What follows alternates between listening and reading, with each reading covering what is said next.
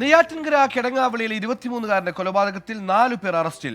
കാഞ്ഞിരംകുളം നെല്ലിമൂട് സ്വദേശികളായ ജിബിൻ, മനോജ്, രഞ്ജിത്ത്, അഭിജിത്ത് എന്നിവരാണ് പിടിയിലായത്.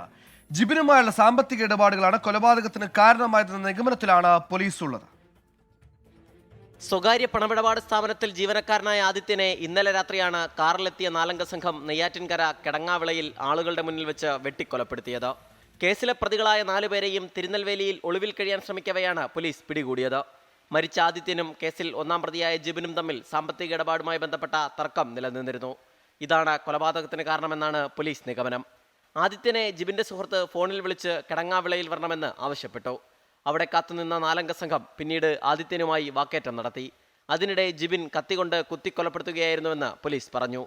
കഴിഞ്ഞ ഞായറാഴ്ചയും ജിബിനും ആദിത്യനും തമ്മിൽ തർക്കം നടന്നിരുന്നു. പോലീസ് അന്വേഷണം ആരംഭിച്ചതോടെ 4-അംഗ സംഘം തിരുനെൽവേലിയിലേക്ക് കടക്കാൻ ശ്രമിക്കുകയായിരുന്നു. പ്രതികളെ പോലീസ് പിന്തുടർന്ന് പിടികൂടി. 1-ാം പ്രതിയായ ജിബിനെതിരെ കാഞ്ഞിരംകുളം പോലീസ് സ്റ്റേഷനിൽ പോക്സോ കേസും നിലവിലുണ്ട്. പ്രതികളെ കോടതിയിൽ ഹാജരാക്കി റിമാൻഡ് ചെയ്തു. അതിനിടെ പ്രതികൾ സഞ്ചരിച്ചിരുന്ന ആൾട്ടോ കാറിന്റെ ഉടമയുടെ പിതാവിനെ തൂങ്ങിമരിച്ച നിലയിൽ കണ്ടെത്തിയിരുന്നു. വാഹനത്തിന്റെ ഉടമയായ അച്ചുവിന്റെ പിതാവ് സുരേഷിനെയാണ് ഇന്ന് രാവിലെ മരിച്ച നിലയിൽ കണ്ടെത്തിയത്.